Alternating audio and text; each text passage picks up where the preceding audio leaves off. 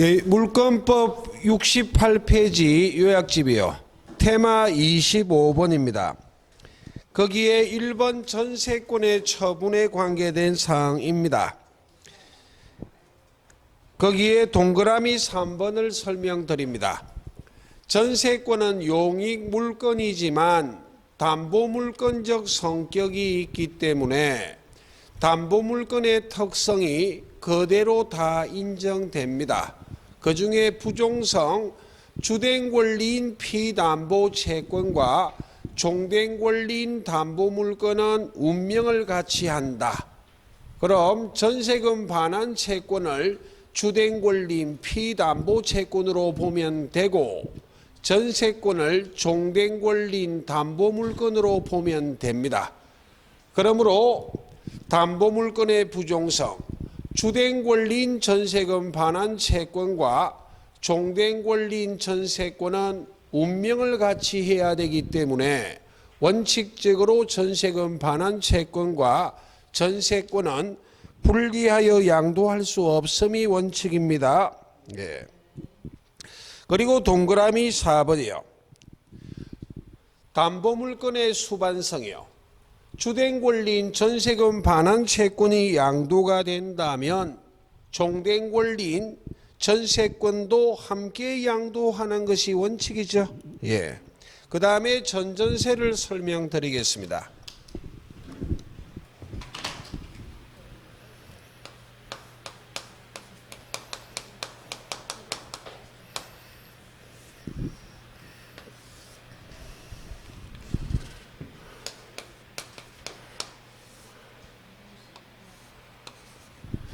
예, 갑을 간의 전세권 설정 계약하고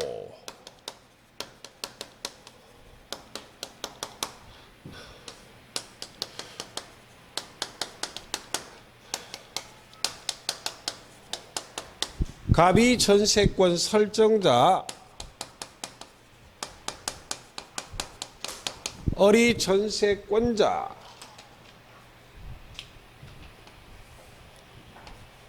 전세금을 지급하고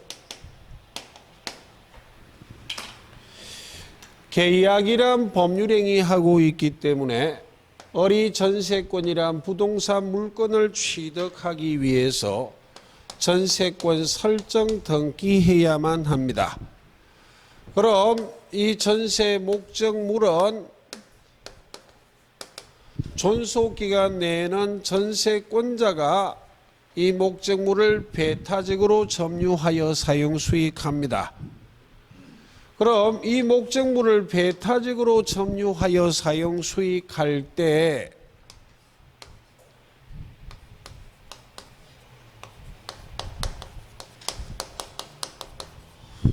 이 목적물에 불가항력으로 인한 손해가 발생했을 때 전세권자는 책임을 집니까? 그냥 순수하게 받아들이면 돼요. 공부를 너무 많이 했는 모양이네. 이상한 게 떠오른다. 그대로 받아들이면 되지. 전세 목적물에 불가항력으로 인한 손해가 생겼다는 말은 전세권자에게 잘못이 있다 없다? 없다. 책임진다 안 진다? 안 져요. 이건 시험에 안 물어봐. 너무 당연하기 때문에. 이걸 물어보는 게 아니고 지금 등장할 거예요. 그 부분이 자꾸 연상되면 안 돼. 기본부터 먼저 이해를 해야 돼. 그럼 전세권 설정 계약함에 있어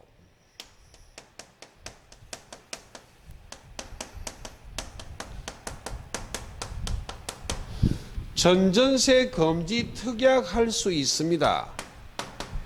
아까는 양도를 설명드렸는데 양도 금지 특약, 전세권 범위 내에서 전전세에서는 안 된다 하는 전전세 금지 특약, 또는 전세권 범위 내에서 임대해서는 안 된다 하는 임대 금지 특약, 또는 전세권을 제3자에게 담보 제공해서는 안 된다 하는 담보 제공 금지 특약 등이 가능해요.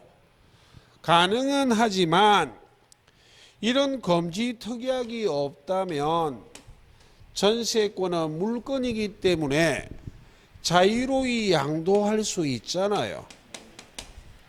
자유로이 전전세 할 수 있다고. 금지 특약이 있다면 전전세 해서는 안 되는 의무를 부담하는 것이고, 금지 특약이 없다면 전세권은 물건이기 때문에 전세권자는 전세권 범위 내에서 설정자의 동의 없이 자유로이 전전세 할 수 있다는 말입니다. 그럼 전전세란 말이 전세권자가 전세권 범위 내에서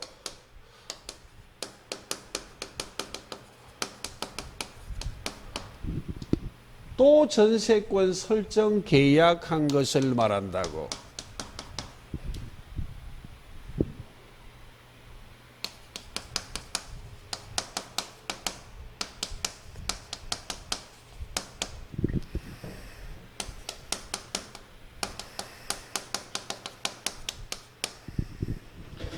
그래서 용어의 혼란을 방지하기 위해서 전세권자가 전세권 범위 내에서 또 전세권을 설정하면 이 앞에는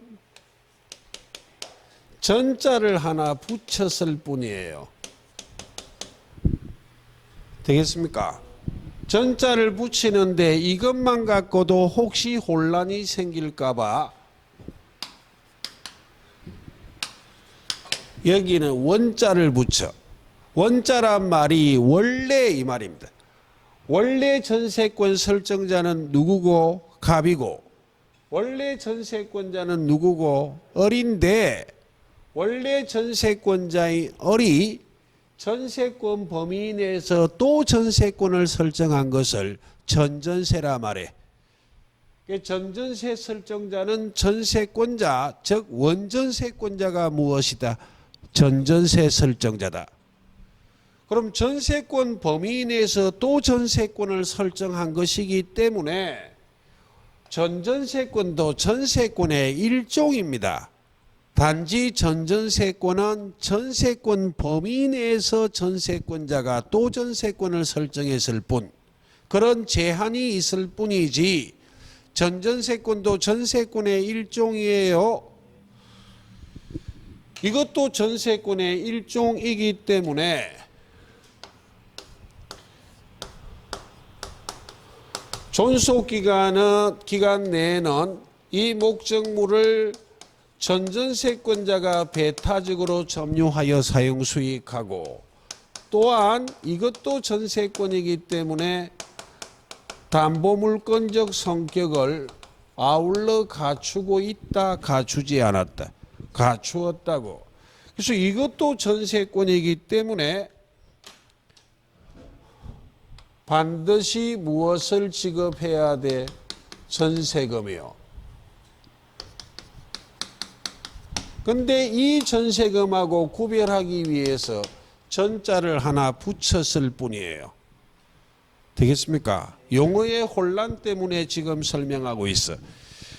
그럼 을병 간의 전전세 설정 계약하고 전전세금을 반드시 지급해야 됩니다. 그리고 전세권, 전전세권을 취득하기 위해서 반드시 전세권 설정 등기, 즉 전전세 설정 등기 해야만 병이 전전세권을 취득한다는 논리는 똑같아요. 단지 전자를 하나 더 붙였을 뿐입니다. 이해하셨죠? 예. 그럼 원전세권하고 전전세권은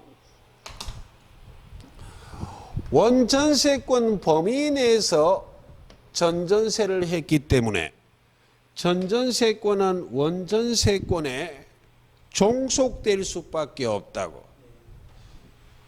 즉 다시 말하면 존속기간도 원전세권 범위 내입니다. 원전세권. 가령 갑을 간의 전세권 설정 계약함에 있어 존속기간을 5년을 약정했다고. 5년을 약정하고 만약 2년 후 전전세 설정 계약하면 전전세권의 존속기간은 잔여기간 범위 내입니다. 내. 3년의 범위 내에서 해야 된다고. 되겠습니까? 뭐 4년, 5년 이런 거 하면 된다, 안 된다? 안 된다고. 그 언제나 3년 해야 되는 건 아닙니다. 1년, 2년 할 수도 있다, 없다.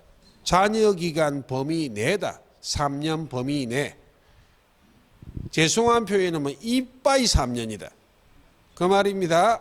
잔여기간 범위 내고 전세권 범위 내에서 전전세 했기 때문에 원전세금보다 전전세금이 원칙적으로 더 많을 수는 없어요. 되겠습니까? 원전세금 범위 내에서 전전세금을 결정하는 게 원칙이다. 그리고 원전세권이 소멸하면 무엇도 소멸하지만 전전세권이요. 전전세권이 소멸했다고 원전세권은 소멸한다, 안 한다? 안 한다. 예를 들면 2년 경과 후 잔여기간 3년 범위 내인데 2년을 약정했다면 2년이 지나면 전전세권은 소멸하지만 전세권의 존속기간 1년 남았잖아요. 원전세권은 소멸한다, 안 한다? 원전세권이 소멸하면 전전세권도 소멸하지만 전전세권이 소멸한다고 원전세권이 당연히 소멸하는 것은 아니다 를 기억하고 담보물권적 성격이 있기 때문에 전전세권자도 전세권자처럼 무엇이 있어? 경매신청권도 있고 무엇도 있다고? 우선 변제권도 있습니다. 그때 전전세권자의 경매신청권은 제한이 있어요. 제한이란 이야기는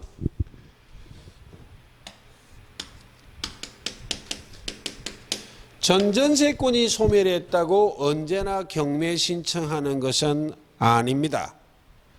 왜 경매란 말이 원전세 설정자 소유 부동산을 경매법원에 팔러가 버렸다고. 전전세권자가 원전세 설정자 소유 부동산을 경매하기 위해서는 원전세 설정자에게 잘못이 있어야지. 그 말은 전세권의 존속기간도 만료되고 전세권도 소멸하고 전전세권의 존속기간도 만료되고 전전세권도 소멸했는데 단지 전전세금을 돌려주지 않는다는 그 이유만으로 경매 신청하지는 못해요. 원전세 설정자가 원전세금도 돌려주지 않아야만 한다고. 자, 다시 만약 갑을 간의 존속기간 5년을 약정했는데 2년이 경과한 후 전전세할 때 존속기간을 2년을 약정했다면 전전세권이 소멸해도 원전세권은 아직 소멸했다, 안 했다? 안 했잖아. 그럼 전전세금을 반환하지 않는다고 경매 신청하면 된다, 안 된다? 안 된다고. 원전세 설정자는 아무 잘못이 없죠? 아직 전세금 반환 의무 자체가 있다, 없다? 없어. 그러므로 전전세권의 존속기간이 만료되고 전전세권이 소멸했는데 전전세 설정자가 전전세금을 반환하지 않는다는 이유만으로 원전세 설정자 갑 소유 부동산을 경매로 집어넣으면 된다, 안 된다? 안 돼. 그러니까 전전세권자가 경매 신청하기 위해서는 이렇게 되면 경매 신청이 가능하지. 가령 전전세 할 때 3년 약 정했어요. 잔여기간 이빠이. 그럼 전전세권의 존속기간이 만료가 되면 원전세권의 존속기간도 함께 만료되잖아. 그때 전전세권의 존속기간이 만료되고 전전세권이 소멸하고 전전세 설정자가 전전세금을 반환하지 않을 뿐만 아니라 원전세권의 존속기간도 만료되고 원전세권이 소멸했는데 원전세 설정자가 원전세금을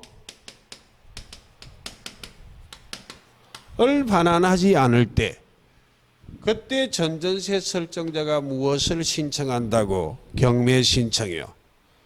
단지 전전세 존속기간이 만료되고 전전세 설정자가 전전세금을 반환하지 않는다는 그 이유만으로 경매 신청은 한다 못한다? 못해요.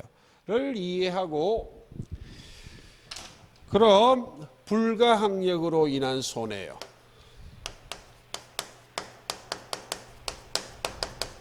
이건 시험에 물어본다고.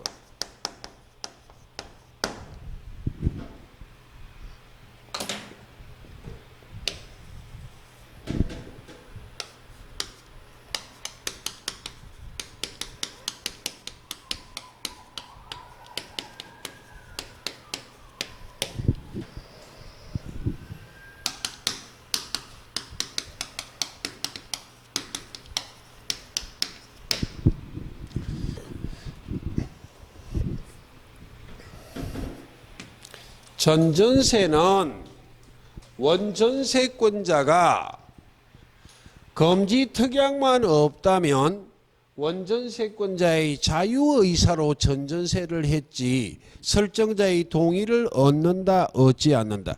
얻지 않고 전전세 했기 때문에 전전세 하지 않았더라면 불가항력으로 인한 손해에 대해서는 책임을 지지 않을 것인데 전전세 안 했다면 불가항력으로 인한 손해는 전세권자 책임 안 지잖아요. 불가항력으로 인한 손해에 대한 책임을 면할 수 있었을 것인데 전세권자가 자유의사로 자기 마음대로 전전세 했기 때문에 전전세 한 경우에는 목적물의 불가항력으로 인한 손해가 생겨도 전세권자는 책임을 진다 안 진다? 진다니까요. 이건 무과실 책임이에요. 이걸 시험에 물어본다고요. 앞에 건 너무나 당연하기 때문에 안 물어봐요. 전세권자는 목적물의 불가항력으로 인한 손해가 생기면 책임을 면할 수 있어요. 됩니까? 전세권자는 목적물의 불가항력으로 인한 손해가 생기면 책임을 면할 수 있는데 전전세는 전세권자의 자유의사에 따라 자기 마음대로 자기 책임하에 전전세 했기 때문에 불가항력으로 인한 손해를 책임을 면할 수 있는 것도 전전세를 했다면 전세권자는 책임을 진다 안 진다? 진다니까요. 전전세는 불가항력으로 인한 손해를 전세권자가 책임져야 돼. 이걸 시험에 물어본다고요.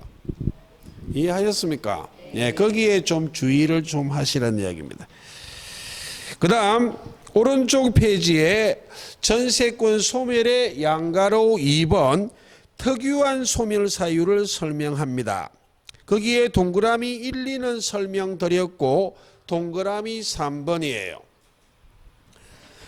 자, 목적물이 전부가 멸실이 되고 일부가 멸실이 될 수 있는데 먼저 박스의 전부 멸실부터 정리할게요. 자, 먼저 기억할 것이 전세권은 용익 물건이기 때문에 목적물이 전부가 물리적으로 멸실되면 전세권은 당연히 소멸해야지. 전부가 멸실되면 사용 수익할 부동산 자체가 있다 없다? 없기 때문에 목적물 전부가 멸실이 되면 전세권은 소멸하는데 문제는 책임의 문제예요. 책임이란 말은 목적물이 전부 멸실되었을 때 그 멸실이 불가항력이라면 전세권자에게 책임이 있다 없다? 없잖아요. 책임이 없기 때문에 전세금 전부 반환 청구하면 되죠. 예, 그 말이고, 그럼 아래쪽 전세권자의 책임 있는 사유로 전부가 멸실됐다면 전세권은 당연히 소멸하는데 책임의 문제가 남았다고. 되겠습니까? 손해배상 책임져야 됩니다.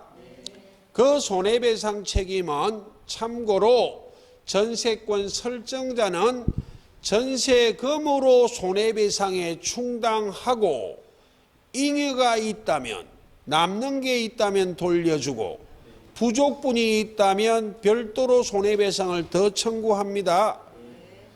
가령 전세금이 5억이에요. 그런데 목적물이 전세권자의 귀책 사유로 전부 멸실돼 버려서 부동산의 가치는 정감 변동하기 때문에 사학자리 돼버릴 수도 있습니다. 목적물이 전세권자의 책임 있는 사유로 멸실될 때 계약 체결할 때는 7억짜리였는데 가치가 하락해서 4억짜리 되면 전세권 설정자는 전세금 5억에서 4억을 손해배상에 충당하고 1억 남잖아요. 그건 전세권자에게 돌려줘야 돼. 근데 계속 7억짜리면 전세금 5억에서 손해배상에 충당하고 2억이 부족하잖아. 별도로 손해배상 청구한다고. 가볍게 들으시고, 그럼 일부 멸실이요. 일부 멸실은 불가항력으로 인한 목적물이 일부가 멸실됐을 때 전세 목적을 달성할 수 있는지 없는지를 나누어야 됩니다.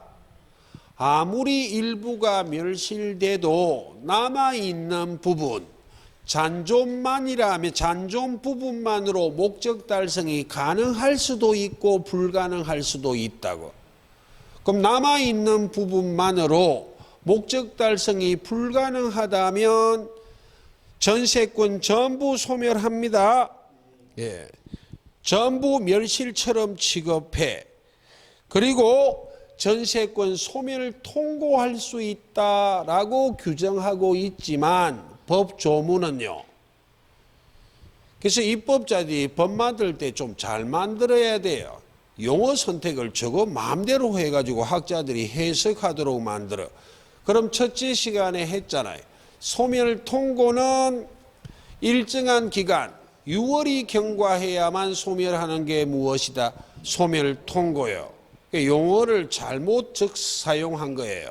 소멸 청구의 의미입니다. 다시, 전세권자의 잘못 없이, 귀책 사유 없이, 즉 불가항력으로 인하여 일부가 멸실됐는데 남아있는 부분, 잔존 부분만으로 전세의 목적을 달성할 수 없을 때에는 전세권이 전부 소멸하는데 즉시 소멸해야지. 6개월이 지난 다음에 소멸하면 된다 안 된다? 안 돼. 그래서 조문은 소멸 통고라고 규정하고 있지만 대부분의 학자들이 해석하기를 무엇으로 해석하고 있어? 소멸 청구로. 조문은 소멸 통고지만 즉시 소멸하는 것이지 6개월이 지난 다음에 소멸하는 거 아닙니다. 예. 거기에 약간 주의하고 아래쪽 전세권자 귀책 사유로 일부 멸실이에요. 전세권자의 책임 있는 사유로 목적물의 일부가 멸실되면 전세권 설정자가 선택합니다. 뿔나버리면 바로 쫓아내버릴 수도 있어.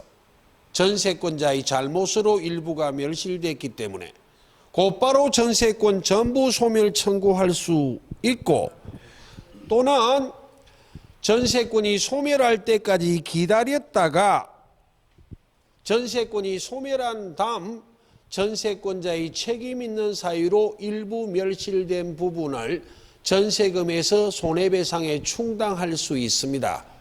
이때 전세금으로 손해배상금에 충당할 때 공제요. 소멸 후에 하는 것이지 존속 중에는 충당 못합니다.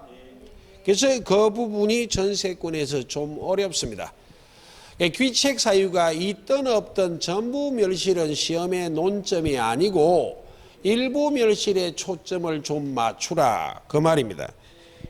다시 한번 설명한다면 먼저 불가항력으로 인한 일부 멸실, 전세권자에게 잘못이 없기 때문에 전세권자가 판단해요. 일부만으로 목적 달성이 가능한지 불가능한지. 가능하다면 전세금 깎아달라 청구할 수 있지. 불가항력으로 일부가 멸실이 되면 일부는 사용 수익 못하잖아요. 거기에 대응하는 것만큼 전세금 감액 청구할 수 있습니다. 그건 시험에 잘 안 물어보고 목적 달성할 수 없는 경우가 시험에 물어본다고. 불가항력으로 인한 일부 멸실이라 할지라도 남아있는 부분, 잔존 부분만으로 전세의 목적을 달성할 수 없다면 전세권은 즉시 소멸해야만 하지 6월이 지난 다음에 소멸하면 이상하지. 그러니까 법 조문은 소멸 통고라 되어 있지만 통설 대부분의 학자들이 즉시 소멸한다고 말해. 그래서 소멸 청구의 의미다. 그 다음 전세권자의 책임 있는 사유, 귀책 사유로 일부가 멸실된 경우 그때는 전세권 설정자가 선택을 합니다. 뿔나면 곧바로 쫓아내버릴 수도 있어. 전세권 소멸 청구하고 되겠죠? 그리고 전세금으로부터 손해배상에 충당하면 돼. 잉여가 있다면 돌려주고 부족분이 있다면 별도로 손해배상 청구하는 것이고 그럼 혹시 쫓아내면 공실이 생길 수도 있잖아요. 설정자가 판단하여 소멸할 때까지 기다릴 수도 있다 없다? 있잖아요. 그때 전세권이 소멸한 다음에 일부 멸실이 전세권자의 잘못이 있으니까 전세금으로부터 손해배상에 충당할 수 있다 없다? 있어요. 거기서 전세권이 소멸할 때까지 기다렸다가 전세금에서 손해배상에 충당하는 것이지 존속 중에는 전세금에서 손해배상 충당 못합니다. 그걸 물어본 적도 있어요. 그렇게 이해하시고 그 다음 양가로 3번의 동생관계는 설명드렸고 그 밑에 경매 청구권과 우선 변제권에 관한 논리를 이해를 해볼게요.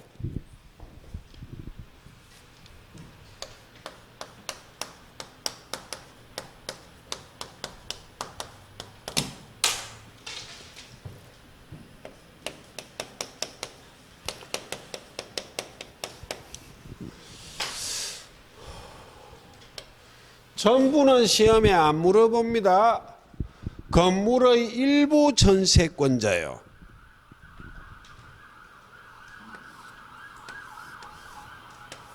가령 갑이 소유하는 건물에 그 일부에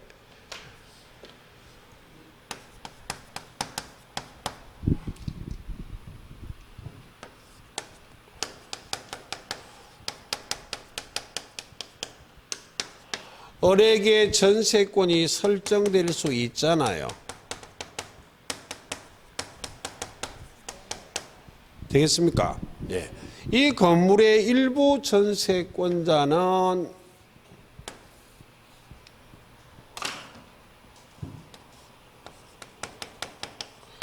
건물 전부를 경매 신청 못합니다.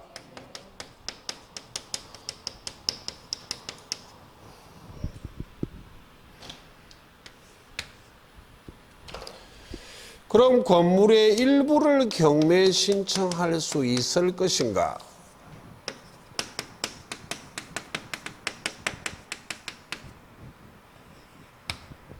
나누어 보셔야 해요.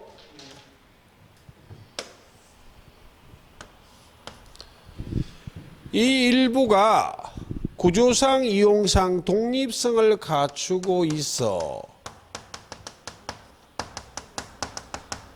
구분 소유권의 객체가 된다면 일부만 경매 신청할 수 있습니다.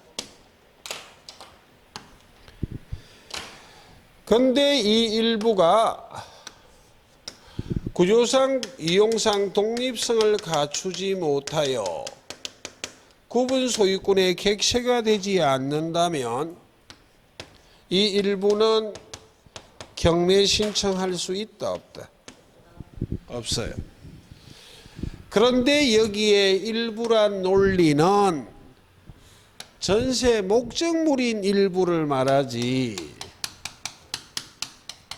목적물이 아닌 다른 일부는 아무리 구조상 이용상 독립성을 갖추어도 이 부분을 경매 신청은 한다 못한다? 못한다니까요. 이해하셨죠? 그리고 일부 전세권자인데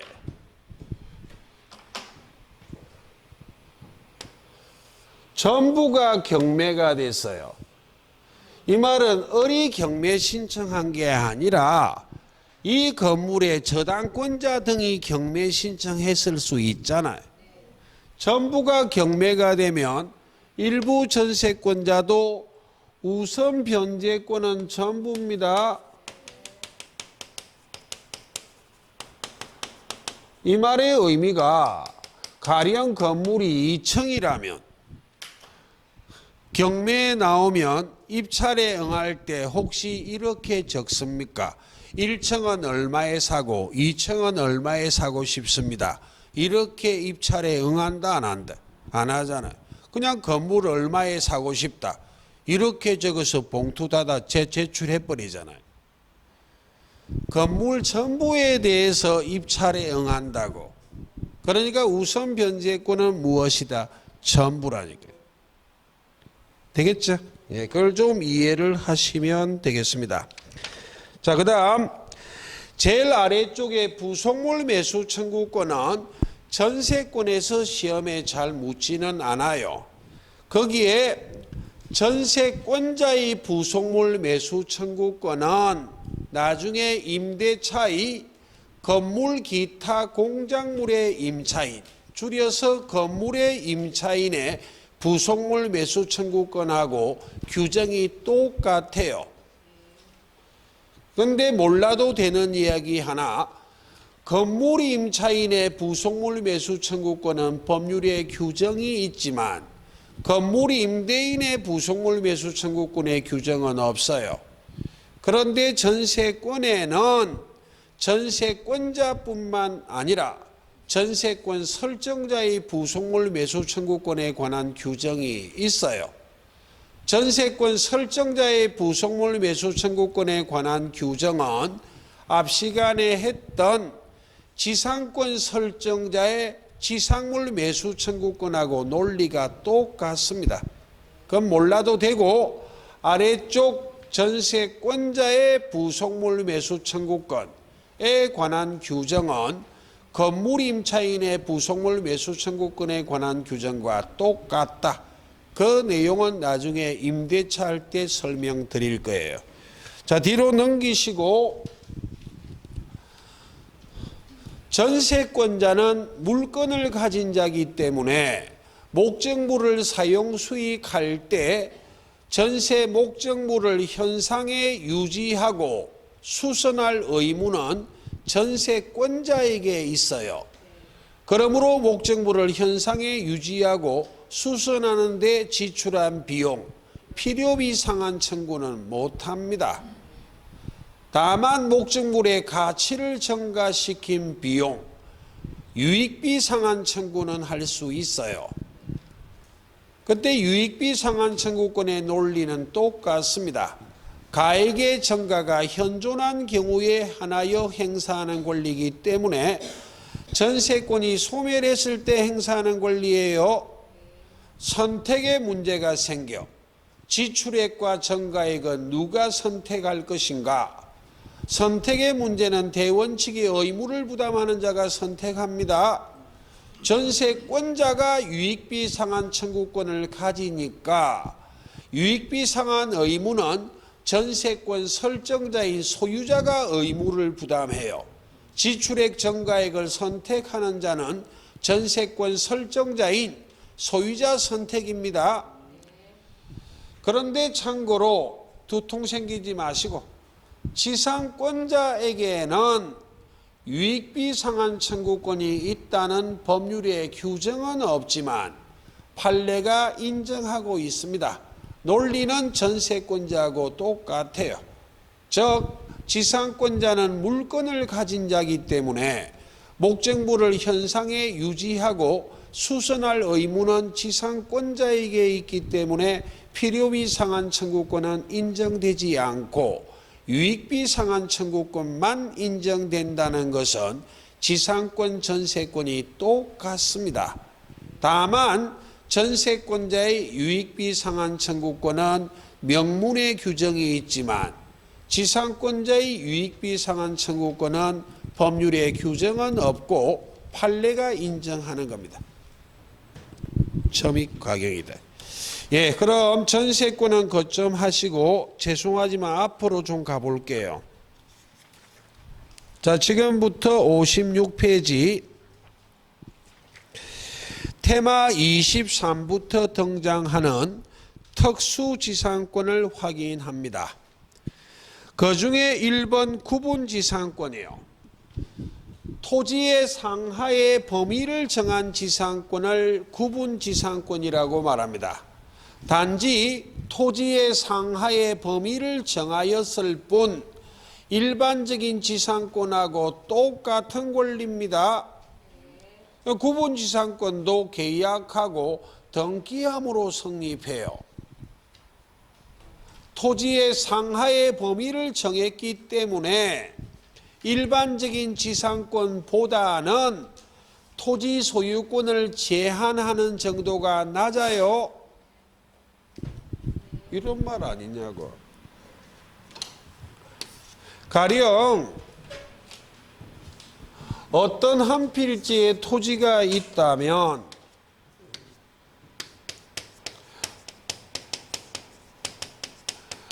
민법 212조가 토지 소유권이 미치는 범위, 정당한 이익이 있는 범위 내에서 토지 상하에 소유권의 효력이 미친다고 돼 있어요.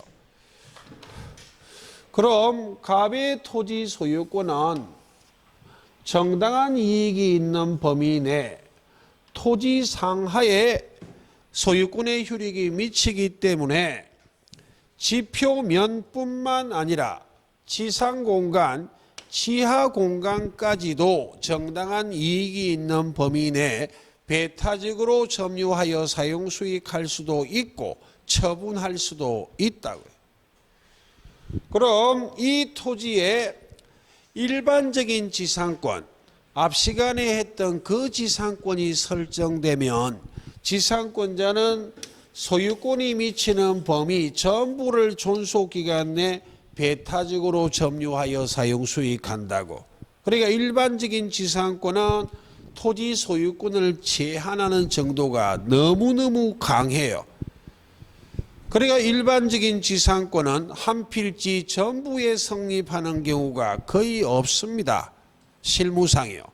한 필지 전부에 지상권이 있던데 10중 8구는 법정 지상권이에요. 계약으로 한 필지 전부에 지상권을 설정해 주는 그런 멍청이가 돼서는 안 돼. 지상권은 너무너무 강력한 권리예요.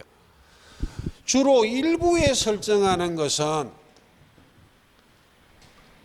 이런 일부에만 설정하는 것은 나머지는 소유자가 사용 수익할 수 있으니까 이런 일부 지상권은 실무상 계약으로 성립하는 경우 제법 많다고. 지료 많이 받고. 그래서 지금 제가 전달하고자 하는 바는 지상권은 토지 소유권을 제한하는 정도가 너무 강하기 때문에 할 수 없이 구분지상권을 만들었다고 토지의 상하의 범위를 정하여 을에게 구분지상권을 설정해 주었다면 을은 이 부분만 배타적으로 점유하여 사용수익하지 나머지 부분은 소유자가 그대로 사용수익할 수 있다 없다. 있기 때문에 일반적인 지상권보다는 구분지상권은 토지 소유권을 제한하는 정도가 약해요. 되겠죠? 그럼 일반적인 지상권도 최장기의 규정이 없어 판례가 영구무한이 가능하다고 말하잖아. 소유권을 제한하는 정도가 약하기 때문에 구분지상권은 더더욱 영구무한 가능해요. 예. 그리고 일반적인 지상권은 건물, 기타, 공작물, 수목을 소유하기 위해서 일반적인 지상권을 설정할 수 있지만 구분지상권은 토지의 상하의 범위를 정했기 때문에 수목은 살아 성장하는 식물이기 때문에 상하의 범위를 제한할 수 있다 없다. 없기 때문에 수목을 소유하기 위해서 구분지상권을 설정할 수는 없다. 그리고 을에게 구분지상권이 설정되기 전에 이 토지에 일반적인 지상권자가 있거나 또는 전세권자가 있거나 또는 임차인 등이 있다면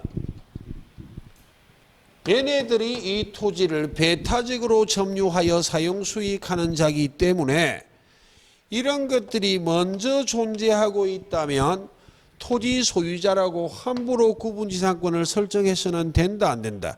안 돼. 이런 자의 권리를 침해하는 거예요. 이런 자들이 먼저 있다면 이 자의 성낙을 얻어서 구분지상권 설정해야 됩니다. 이런 자들이 여러 명이라면 구분지상권을 갑이 설정해 줄 때에는 전원의 성낙을 얻어야만 한다.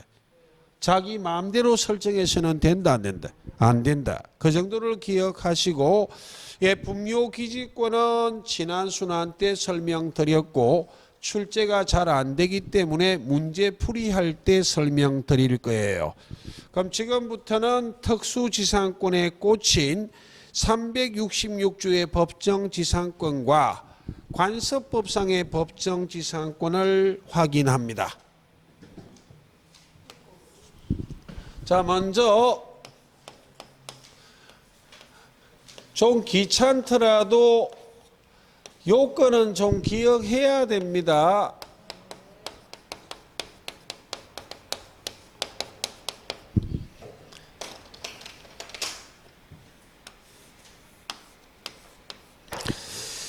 (366조의) 법정지상권이 성립하기 위하여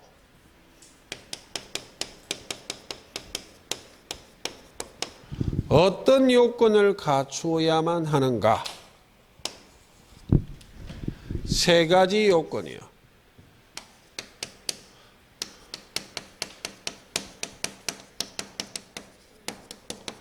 저당권 설정 당시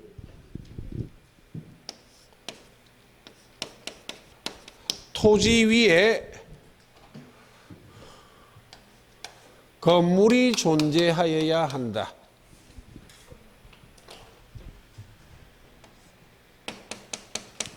저당권 설정 당시에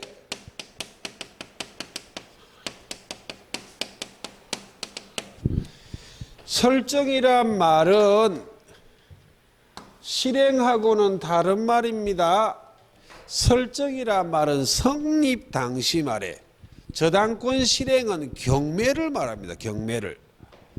저당권이 성립할 당시에 건물이 있어야 하고 저당권이 설정될 당시에 토지 소유자, 건물 소유자가 동일해야만 해요.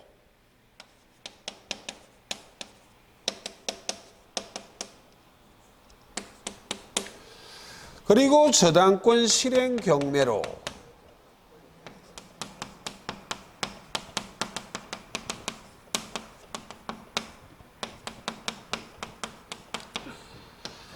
토지 소유자, 건물 소유자가 달라져야만 한다. 이 세 가지 요건 하 366조에서 토지 소유자는 건물 소유자를 위하여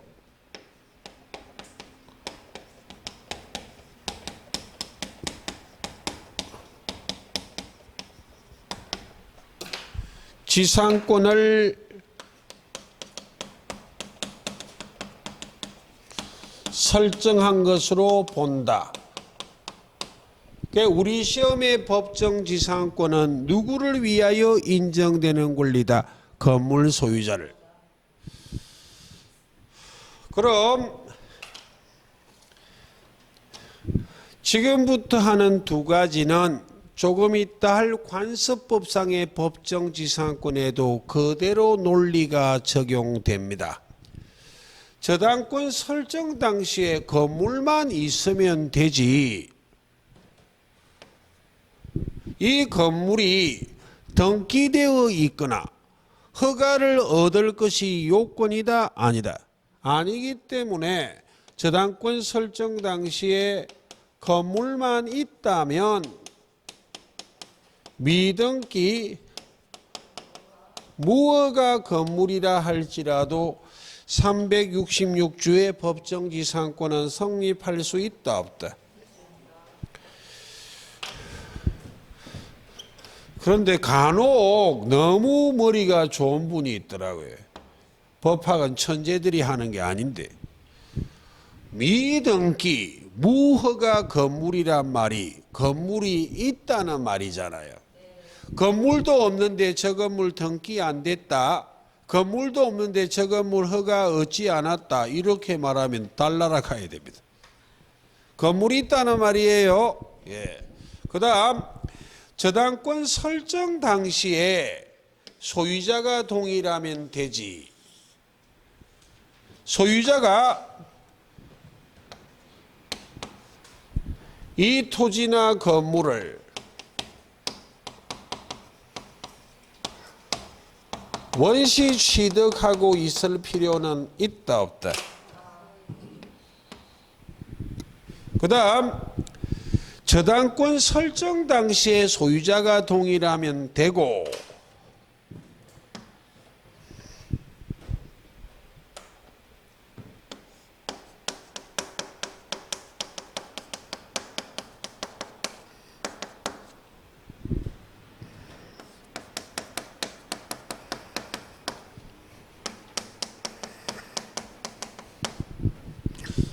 경매 신청 시까지 소유자가 동일한 상태를 계속 유지해야만 한다.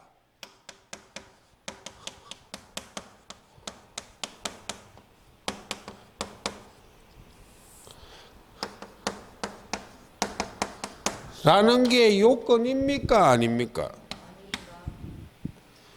저당권이 설정될 때 성립할 때 소유자만 같으면 돼요. 경매가 될 때까지 소유자가 동일한 상태를 계속 유지할 것, 이런 건 요건이다? 아니다? 아니기 때문에 저당권이 설정될 때만 소유자가 같다가 차후 소유자가 달라지고 경매가 돼도 달라진 건물 소유자는 법정지상권을 취득할 수 있다 없다? 있다 이거.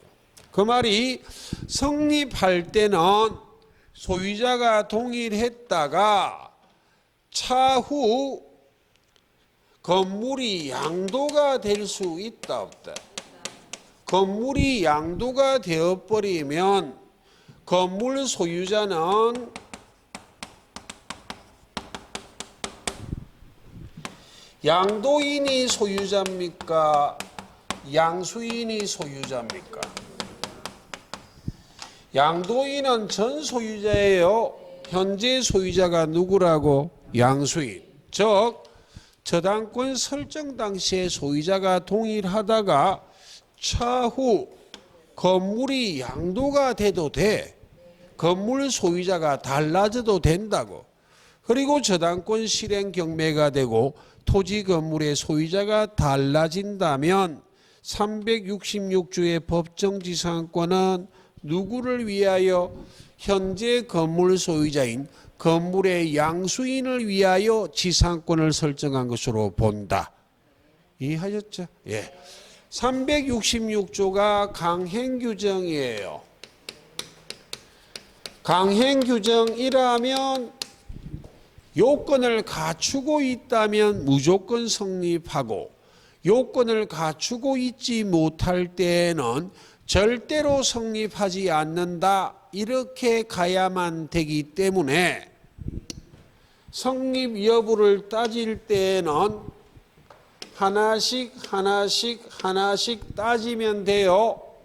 만약 저당권이 설정될 때 건물 없다 이런 말이 등장하면, 즉 토지의 저당권이 설정된 후 건물이 신축되었다 이런 말이 오면 더 이상 안 읽어봅니다. 불성립으로 끝이에요. 그럼 토지의 저당권이 설정될 때 건물이 있었는데 소유자가 다르다 이런 말이 오면 더 이상 읽는다 안 읽는다? 안 읽어. 불성립으로 끝이에요. 두 가지 요건을 갖추고 있는데 소유자가 달라지게 된 원인은 딱 하나 무엇이어야만 한다고? 저당권 실행 경매로 소유자가 달라져야만 하지. 가령 예를 들면 강제 경매나 국세징수법에 의한 공매나 또는 계약이라든지 매매나 교환이나 정려와 같은 이렇게 소유자가 달라진 것은 366조의 법정지상권은 성립한다 안 한다? 안 해. 그래서 이 요건이 너무 엄격하다고. 너무 엄격하다는 이야기는 소유자가 달라지게 된 원인은 딱 하나여야만 한다. 저당권 실행 경매. 그래서 건물의 존립을 위하여 366조의 법정지상권을 규정했지만 실무상 366조의 법정지상권이 성립하는 경우는 제법 이례적이다. 그러니까 건물의 존립이 위태로울 수 있다 없다? 건물의 존립이 위태롭기 때문에 판례가 요건을 완화했다고.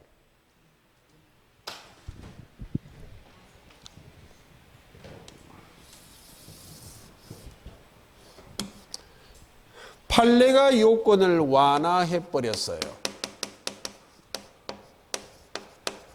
판례가 요건을 완화했다는 말이 좀 쉽게 성립할 수 있도록 요건을 쉽게 만들었다 이 말입니다. 그걸 관습법상의 법정지상권이라고 말해요.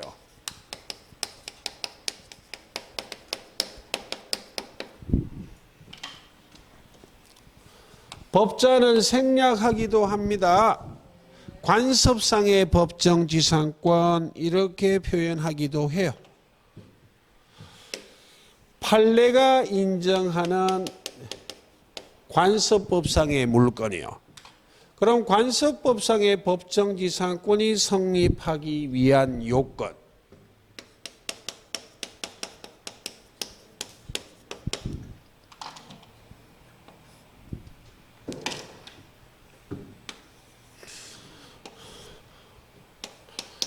처분 당시에 토지 건물의 소유자가 동일해야만 합니다.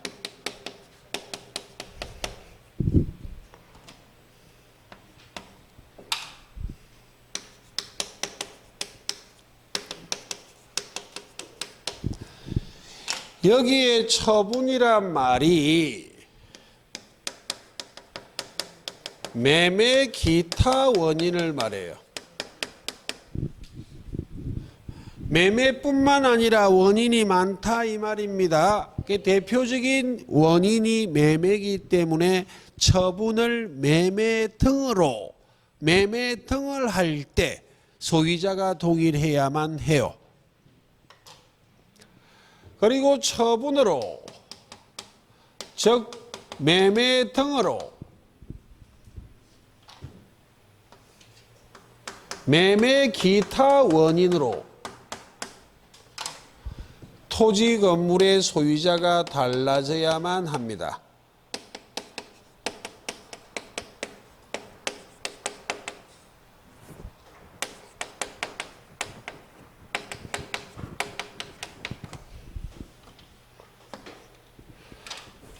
그리고 건물 철거 특약이 없어야만 한다.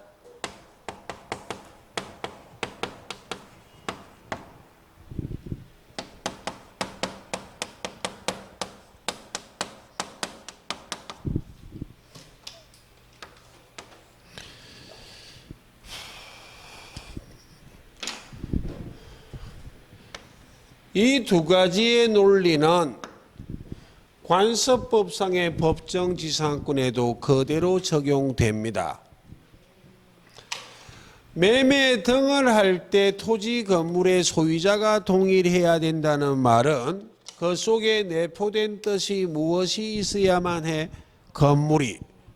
건물만 있으면 되지 반드시 등기되어 있거나 허가를 얻었을 필요는 있다 없다? 없어. 매매 등을 할 때 소유자가 동일하면 되지 토지 건물을 소유자가 원시 취득하고 있을 필요는 있다 없다? 없어. 그리고 매매 등을 하고 토지 건물의 소유자가 달라지면 토지 소유자는 건물 소유자를 위하여 지상권을 설정한 것으로 봅니다. 근데 건물 철거 특약이 없어야만 한다고. 그럼 건물 철거 특약이 있다면 성립을 하지 않기 때문에 판례를 법으로 바라보았을 때 건물 철거 특약하여 관습법상의 법정지상권을 배제할 수 있기 때문에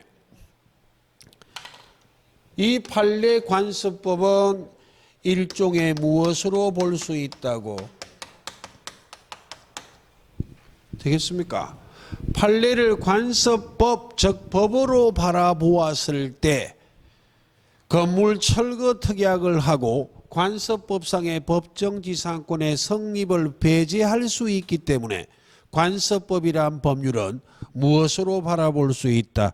임의규정. 366조의 법정지상권은 강행규정이지만 관습법상의 법정지상권은 무슨 규정이다? 임의규정이요. 이해하셨죠? 예. 자, 그럼 여기까지 보시고 잠시 쉬고 와서 세부적인 판례들을 몇 가지를 확인하겠습니다. 그럼 이 부분은 계속 설명해야 되니까 지우지 마십시오. 예, 앞쪽만 좀 지워 주십시오. 예, 잠깐만 쉬겠습니다.